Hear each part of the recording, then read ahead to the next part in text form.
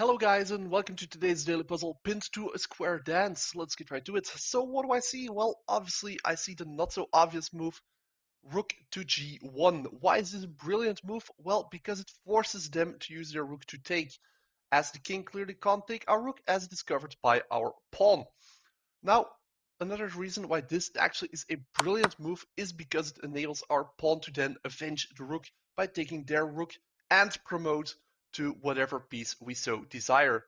The sad part, however, is that all of that would be pointless because either their king can take our promoted piece back, or they can slide all the way back with their own queen and avenge it that way.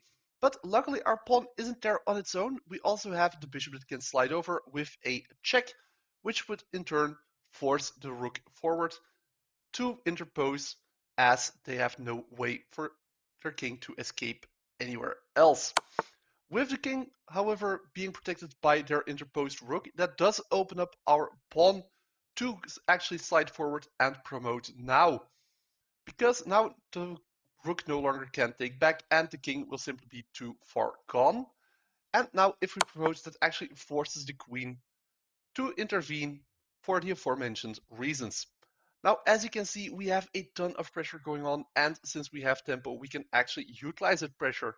Because you might say, well, their king is completely safe, blocked behind its own pieces, but that actually is what will be the demise of said king.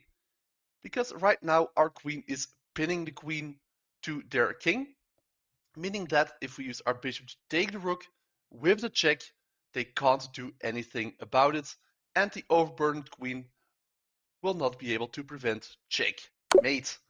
There we go. Thanks for watching. Please leave a like, subscribe, and hopefully see you next time. Bye.